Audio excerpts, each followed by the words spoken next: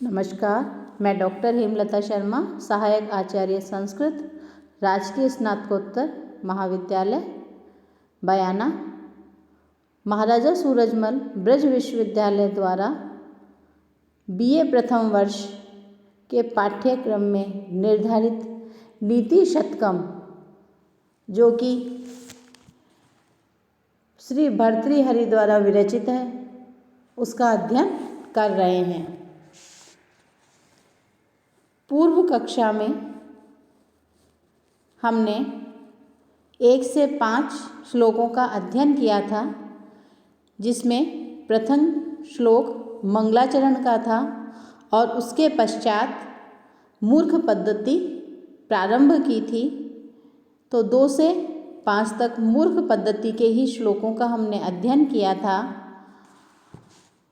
उन श्लोकों में बताया गया था कि मूर्ख व्यक्ति के चित्त को कभी भी वश में नहीं किया जा सकता। मात्र मूर्ख ही नहीं, जो दुराग्रही है, हठी है, जिद्दी है, ऐसे मूर्ख व्यक्ति के चित्त को वश में नहीं किया जा सकता। आज हम 6ठे श्लोक का अध्ययन कर रहे हैं। इस श्लोक में उस दुराग्रही, हठी या मूर्ख व्यक्ति को यदि कोई व्यक्ति समझाने का प्रयास करता है तो वह व्यक्ति भी अविवेकी ही होता है।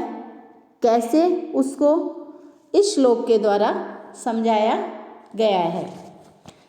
व्यालं बाल मृणाल तंतुभिर असौ रोद्धुम समुज्जृंभते छेत्तुं वज्रमणिं शिरीष कुसुम प्रांतेन सन्नयति माधुर्यं मधु बिंदुना रचयितुं शाराम्बुदेर इहते नेतुं वांछति यह खलान पथि सताम सुक्तै सुधास्यन्दे भी।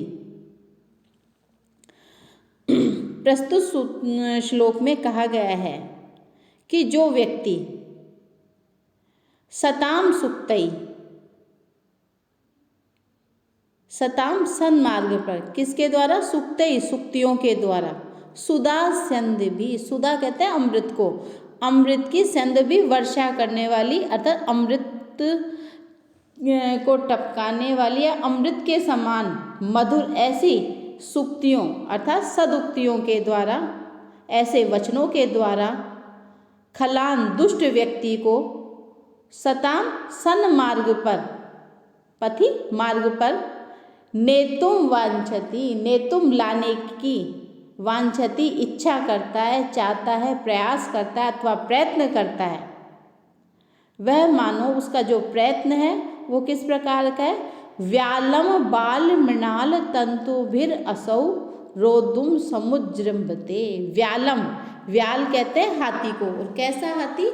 जो मदमस्त हाथी है। ऐसे हाथी को बाल मृणाल तंतु भी, बाल मृणाल अर्थात कोमल, मृणाल कहते हैं कमल की जो नाल है, उसके तंतु जो रेशे हैं उससे असौ वह रोद्धुम रोकने का, समुज्जृंभते मानो प्रयास करता है, साहस करता है। यानी कि जो हाथी बड़ी बड़ी मजबूत रस्सियों से जिसको बांध कर रोका नहीं जा सकता, ऐसे उस मदमस्त हाथी को मानो कोई व्यक्ति कमल के कोमल नाल के द्वारा रोकने का प्रयास करता है, तो वह व्यक्ति अविवेकी है, वह भी मूर्ख ही है। दूसरा का छेत्तुम, छेदना चाहता है, काटना चाहता है, किसको? वज्रमणि, वज्र के समान जो कठोर मणि है उसको शिरीष कुसुम प्रांतेन, शिरीष का जो कुसुम पुष्प है, शिरीष कहते हैं मोलसरी को, मोलसरी के जो कोमल पुष्प है उसके प्रांतेन यानी अग्रभाग से मानो वह क्या करना चाहता है? सन्निहति, उसको काटना चाह रहा है, अर्थात ऐसी चेष्टा करता है, अभिलाषा करता है, इच्छा करता है। माधुर्यम मधु बिंदुना, और माधुर्यम मधुर मीठा किससे? मधु बिंदुना, मधु कहते हैं शहद को, शहद की बिंदु यानी बूंद से, शहद की बूंद से रचेतुम उत्पन्न करना चाहता है। क्या? शारा अम्बुदे ईयथे, शार यानी खारे, जो अम्बु जल से युक्त अर्थात समुद्र, खारे समुद्र को ईहते चाहता है। क्या? माधुर्य, मीठा करना चाहता है। अर्थात एक शहद की बूंद से जो मानो खारे समुद्र को मीठा करना चाहता है। तो यहाँ ये कहा गया है कि जो व्यक्ति कमल नाल के रेशों से हाथी को बांधने का प्रयास करता है, जो कि संभव नहीं है, मोल श्री अर्थात शिरीष का जो पुष्प है उसके अग्रभाग से हीरे को, जो कठोर मणि है, हीरा है, उसको बेधा नहीं जा सकता, लेकिन वह प्रयास करता है। और खारे समुद्र को मीठा बनाने के लिए मधु बिंदु, शहद की बिंदु डाल करके उसको मीठा बनाने का प्रयास करता है। तो ऐसा जो व्यक्ति है, इस मानो ऐसा प्रयास करता है, जो व्यक्ति मूर्ख व्यक्ति को समझा बुझाकर सन्मार्ग पर लाना चाहता है, तो मानो उसका ये प्रयास इस प्रकार का प्रयास है जो कभी संभव नहीं हो सकता। तो यहाँ निदर्शना अलंकार है और शार्दुल विक्रीड छंद है। यहाँ कहा गया है कि मूर्ख व्यक्ति को समझाने का प्रयास करना वास्तव में अपनी ही मूर्खता को प्रकट करना है, क्योंकि ऐसा प्रयास नहीं करना चाहिए। सत्पात्र पर ही सुशिक्षा फलीभूत होती है। कुपात्र को दिया हुआ उपदेश और या ज्ञान सब व्यर्थ ही जाता है। जैसे बैंत पर अमृत जल से सिंचन करना व्यर्थ होता है, उसी प्रकार मूर्ख व्यक्ति को, दुराग्रही हठी जिद्दी व्यक्ति को सन्मार्ग पर लाना उसी प्रकार व्यर्थ अपना समय बर्बाद करना है। आगे यहाँ इस श्लोक में मूर्ख व्यक्तियों को अपनी मूर्खता छिपाने का एकमात्र उपाय कवि ने बताया है। वह क्या है? देखें, स्वायत्तम एकांत हितम विधात्रा विनिर्मितम छादनम अज्ञतायाः विशेषतः सर्वविदाम समाजे विभूषणम मौनम पंडितानाम। अर्थात स्वायत्तम एकांतम हितम, स्व अयत्त अपने अधीन, एकांतम हितम अर्थात एकांत यानी पूर्ण रूप से, जो हितम हितकारी है, कल्याणकारी है, अर्थात जो अपने अधीन हो और अत्यंत हितकारी हो, कल्याणकारी हो। विधाता अर्थात ब्रह्मा के द्वारा, विनिर्मितम बनाया गया है, निर्मित किया गया है। छादनम अज्ञताया, छादनम अर्थात एक आवरण, काहे के लिए? अज्ञताया अपनी अज्ञानता को छिपाने का, उसका आच्छादित करने का अथवा उसको ढकने का। विशेषतः और विशेष रूप से कब? सर्वविदाम समाजे, अर्थात जब विद्वानों के समाज में अर्थात विद्वानों की सभा में बैठे हुए हों या उनके साथ हो, उनके समीप हों, तब विभूषणम मौनम अपंडितानाम, विभूषणम अर्थात शोभाकारी होता है। क्या? मौनम, मौन, चुप रहना, विशेषकर अपंडितानाम मूर्ख व्यक्तियों की, अर्थात मूर्ख व्यक्तियों के लिए मौन, चुप रहना ही मानो वह उनका विभूषण, आभूषण है, उनको सुशोभित करने वाला। और कब? जब विद्वानों की सभा में बैठे हों, उनके साथ बैठे हुए हों, तो व्यक्ति को मौनावलंबन अर्थात मौन का आश्रय लेना चाहिए, चुपचाप बैठा रहना चाहिए, क्योंकि मूर्ख व्यक्तियों की मूर्खता को छिपाने का यह एकमात्र साधन अथवा गुण है। क्यों? क्योंकि यदि वह बोलेगा तो सारा भेद खुल जाएगा, अर्थात उसकी जो मूर्खता या अज्ञानता है वह सबके समक्ष आ जाएगी।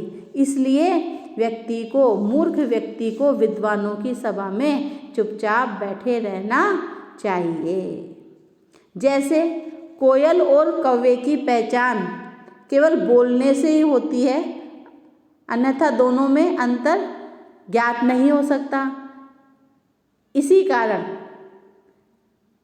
से विद्वान और अविद्वान सब एक साथ बैठे हों तो अविद्वान को अर्थात मूर्ख व्यक्ति को चुप रहना चाहिए।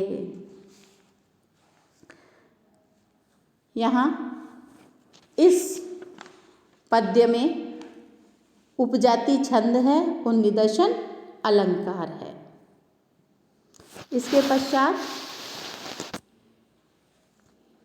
अगला श्लोक है जिसमें अनुभवी व्यक्ति दूसरे के प्रति स्व अनुभव प्रकट करने के ढंग को निर्देशित किया है। यानी कोई अनुभवी व्यक्ति के दूसरों के प्रति अपने जो अनुभव है वो प्रकट करने का जो ढंग है, प्रकार है, उसका निर्देश करते हुए कवि कहता है कि यदा किंचित यो अहम गज इव मदांध समभवम तदा सर्वज्ञो अस्मि इत्यवद अवलिप्तम मम मनः यदा किंचित किंचित बुद्धजन सकाशाद अवगतम तदा मूर्खो अस्मि इति ज्वर इव मदो में व्यपगत है। तो यहाँ कह रहे हैं कि यदा किंचित ज्ञो अहम, यदा जब किंचित यानी थोड़ा सा ज्ञ जानता था, अहम मैं, गज इव मदांध समभवम, गज अर्थात मदमस्त हाथी के समान मदांध मदमस्त समभव हो गया था, अर्थात मैं घमंड और गर्व से युक्त हो गया था। तदा तब सर्वज्ञो, सर्व यानी सब कुछ गहरी जानने वाला, सर्वज्ञ हूँ सब कुछ जानने वाला, अस्मि हूँ, इति इस प्रकार से अभवद अवलिप्तम मम मन, मेरा जो मन है वह अवलिप्त हो गया था, अति गर्व से गर्वित हो गया था, अति गर्व से युक्त हो गया था, घमंड से युक्त हो गया था। यदा किंचित किंचित, यदा जब, किंचित किंचित थोड़ा थोड़ा सा, बुद्धजन सकाशाद अवगतम, बुद्धजन विद्वान लोगों के समीप, सकाशाद समीप, अवगतम गया तो मैं समझा, तदा तब मूर्खो अस्मि इति, मूर्ख अस्मि हूँ, इति इस प्रकार, ज्वर इव ज्वर के समान, मदो में व्यपगत है, मेरा जो मद अर्थात अहंकार था, जो गर्व था, जो घमंड था, वह व्यपगत है, उतर गया, दूर चला गया। कैसे? ज्वरिव, जैसे मान लो किसी व्यक्ति को बहुत तेज बुखार हो गया और उसको औषधि दी जाए बुखार को दूर करने की, और उस औषधि को देते उसका बुखार दूर हो जाता है। उसी प्रकार जब तक मैं अकेला था तो मैं अपने आप को बहुत ही ज्ञानवान समझ रहा था, विद्वान समझ रहा था, और ऐसा मान करके मैं अत्यधिक घमंड से युक्त हो गया था, और जैसे मदमस्त हाथी चलता है वैसे मैं अपने आप में रहता था। लेकिन जब मैं विद्वानों की संगति में गया, विद्वानों के साथ बैठने लगा, उठने लगा, तब मुझे मेरी अज्ञानता के विषय में पता चला, और मैं कितना जानता हूँ कितना नहीं जानता हूँ वह वास्तविक ज्ञान मुझे हुआ। तो यहाँ इस श्लोक में अल्पज्ञ व्यक्ति की दशा कूपमंडू, कुएं के मेंढक के समान बताइए। जैसे कुएं का मेंढक कुएं में चारों तरफ घूमता है और उसको ही वह अपना संसार समझता है, जब तक कि वह उससे बाहर निकल करके समुद्र या सरोवर में या तालाब आदि में नहीं पहुँचता, तब तक उसे वह जो कुआं है उसके अंदर ही संपूर्ण वही संसार उसको प्रतीत होता। तो इसी प्रकार जब तक व्यक्ति विद्वानों की संगति में नहीं बैठता है, अकेला ही रहता है, तब वह अल्पविदो महागर्वी अर्थात थोड़ी सी विद्या वाला व्यक्ति बड़ा घमंडी होता है। यह जो कहावत है सूक्ति व चरितार्थ होती है। अल्प विद्यो महागर्वी अर्थात अल्प विद्या वाला, थोड़ी सी विद्या वाला, थोड़ा सा ज्ञान वाला व्यक्ति महागर्वी बड़ा ही घमंडी होता है। तो यहाँ इस पद्य के द्वारा यह बताया गया है कि जब तक विद्वानों की संगति में नहीं आएंगे, विद्वानों के साथ उठना बैठना नहीं होगा, तब तक हमें वास्तविक जो सच्चाई है उसका पता नहीं चलेगा और जो हमारा ज्ञान है उसमें बढ़ोतरी, उसमें वृद्धि नहीं होगी। इसलिए अपने आप है ना, इसलिए व्यक्ति को विद्वानों की संगति करनी चाहिए। आगे इस श्लोक में शूद्र और नीच प्रकृति का जो जीव बिना किसी बाह्य शंका के प्राप्त की गई वस्तु की शुद्धता अर्थात तुच्छता पर ध्यान न देकर अपने स्वार्थ की पूर्ति में लगा रहता है, उसका वर्णन यहाँ हमें प्राप्त होता है। अर्थात नीच व्यक्ति जिस पदार्थ को स्वीकार कर लेता है, वह चाहे जितनी भी तुच्छ और हेय क्यों न हो, वह उसकी तुच्छता पर ध्यान नहीं देता है। यहाँ एक कुत्ते के दृष्टांत उदाहरण के द्वारा कवि कहता है, क्रमी कुल चित्तम लाला क्लीनम विगंधी जुगुप्सितम निरूपम रसम प्रीत्या खादन नरास्ते निरामिषम सुरपतिम अपि श्वा पार्श्वस्थम विलोक्य न शंकते न ही गणयति शूद्रो जंतु परिग्रह फलगुताम। यहाँ इसमें बताया क्रमी कुल चित्तम, क्रमी अर्थात कीड़ों के कुल समूह से चित्त भरी हुई, अतः कीड़ों के समूह से भरी हुई लाला क्लिन्नम, और जो लाला अर्थात लार से क्लिन्न भीगी हुई है, गीली है। विगंधी जो गंध से युक्त, दुर्गंध से युक्त है। जुगुप्सितम और जो घृणा उत्पन्न करने वाली है, निंदनीय है। निरूपम रसम, निरूपम अत्यधिक अनुपम स्वाद के, प्रीत्या रस से आनंदित होता हुआ, प्रेम पूर्वक खादन खाता हुआ, नरास्थि अर्थात मनुष्य की अस्थि यानी हड्डी को, कहीं कहीं यहाँ खरास्थि भी शब्द प्राप्त होता है। तो खरास्थि अर्थात गधे की हड्डी और नरास्थि मनुष्य की हड्डी, जो कैसी है, निरामिष अर्थात आमिष कहते हैं मांस को, निरामिष मांस से रहित, ऐसी जो मनुष्य की हड्डी है उसको खाता हुआ। सुरपतिम अपि श्वा पार्श्व स्थम अर्थात सुरपति, सुर कहते हैं देवताओं के जो पति स्वामी अर्थात इंद्र के भी, श्वा कुत्ता, पार्श्व स्थम समीप में खड़े हुए, स्थ यानी खड़े हुए, विलोक्य देख करके, न शंकते अर्थात बिल्कुल भी शंका नहीं करता है, लज्जा नहीं करता है, अर्थात अपना जो घृणित कार्य है उससे लज्जित नहीं होता। न ही गणयति, न ही यत है क्योंकि गणयति नहीं गिनता है, नहीं समझता है, नहीं मानता है। शूद्रो जो तुच्छ नीच जो प्राणी है, वह परिग्रह फलगुताम, परिग्रह प्राप्त की हुई जो वस्तु अथवा पदार्थ है उसके फलगुताम, उसकी निस्सारता को, उसकी तुच्छता को बिल्कुल भी नहीं जानता है, नहीं समझता है।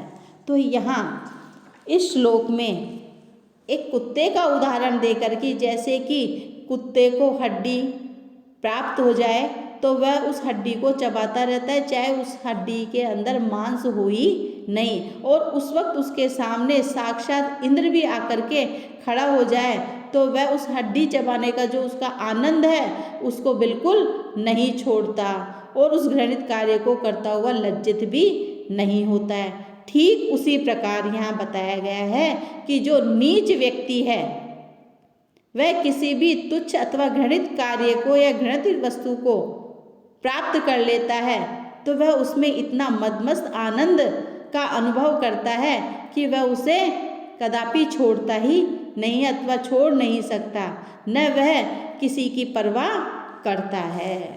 नीच और स्वार्थियों का स्वभाव ऐसा ही होता है, जैसा श्वान का होता है, कुत्ते का होता है। कुत्ता बुरी से बुरी वस्तु को आनंद से खाता है, उसी प्रकार जो नीच तुच्छ स्वार्थी मूर्ख व्यक्ति हैं वह भी बुरे से बुरे कार्य को, निंदनीय कार्यों को, निंद्य उपायों के द्वारा भी जीविका उपार्जन कर अपना पेट पालता है, लेकिन कभी भी वह शर्माता अथवा लज्जित नहीं होता है। उसे लोक निंदा का बिल्कुल भी भय अथवा चिंता नहीं रहती और न ही परलोक का उसको भय रहता है। तो यहाँ इस श्लोक के अंदर शिखरणी छंद और उपमा अलंकार हरिणी छंद और अर्थांतरन्यास अलंकार बताया गया है। इसके बाद 10वां श्लोक, इसमें अविवेकी जो पुरुष है उसका पतन किस प्रकार से होता है गंगा का उदाहरण देकर के समझाया है। शिरः शार्वं स्वर्गात् पशुपति शिरस्तः क्षितिधरं महिद्रावद् उत्तुंगाद् अवनिम अवनेश्चापि जलधिम अथो गंगा सेयं पदम उपगता स्तोकम अथवा विवेक भ्रष्टानां भवति विनिपात शतमुख है। अर्थात जो विवेक भ्रष्ट व्यक्ति है उसका, अर्थात जो विवेक से शून्य है उसका पतन शतमुख है, अर्थात अनेक प्रकार से, सैकड़ों प्रकार से भवती होता है। कैसे? यहाँ बताया है कि शिरः शार्वम स्वर्गात्, स्वर्गात् स्वर्ग से, शिरः सिर पर, शार्वम शिव जी के, अर्थात वह जो गंगा है स्वर्ग में निवास करती थी, स्वर्ग से वह शिव जी के सिर पर आई। पशुपति शिरस्तः क्षितिधरम, और पशुपति अर्थात भगवान शिव के सिर से क्षितिधर अर्थात पर्वतों के ऊपर, महिद्रा उत्तंगाद और ऊंचे पर्वतों से, अवनिम अर्थात पृथ्वी पर, अवनेश्चापि और पृथ्वी से भी, जलधिम अर्थात समुद्र में गिरी। तो अथो अनंतर इसके पश्चात गंगा सेयम, वह जो गंगा है, पदम उपगता अर्थात निम्न पद को, उपगता प्राप्त हुई, स्तोकम स्वल्प। तो उसी प्रकार जो विवेक भ्रष्ट व्यक्ति है वह, उसका पतन भी अनेक प्रकार से होता है। जिस प्रकार गंगा का समुद्र में जाकर उसका अस्तित्व नष्ट हो जाता है, वह अस्तित्वहीन हो जाती है समुद्र में गिरने के पश्चात, उसी प्रकार पथभ्रष्ट हुआ व्यक्ति, विवेकहीनता को प्राप्त हुआ व्यक्ति, उसका निरंतर पतन से पतन अर्थात उत्तरोत्तर अधः पतन होता ही रहता है और अंत में वह नष्ट हो जाता है। अतः व्यक्ति को अपनी उन्नति अगर चाहता है तो अधः पतन से उसे बचना चाहिए। मनुष्य को सदा विवेक और विचार शक्ति से कार्य करना चाहिए, अर्थात सोच समझ करके कि हम जो कार्य कर रहे हैं उसमें हमें कोई लाभ अथवा हानि है, हम कोई गलत कार्य तो नहीं कर रहे हैं, इसे किसी दूसरे को कोई हानि तो नहीं है, अथवा कोई विपत्ति में तो नहीं पड़ जाएंगे। तो उसका अच्छी प्रकार से विचार करके, है ना, और कर्तव्यों का विचार करके ही व्यक्ति को कार्य करना चाहिए। कर्तव्य से रहित होकर कार्य नहीं करना चाहिए, क्योंकि जो व्यक्ति अपने कर्तव्य से रहित होकर बिना विचार किए, बिना सोचे समझे कार्य करता है तो वह अनेक प्रकार की समस्याओं को, विपत्तियों को आमंत्रित करता है। अतः व्यक्ति को सोच समझ कर विचार शक्ति के माध्यम से ही कार्य करना चाहिए।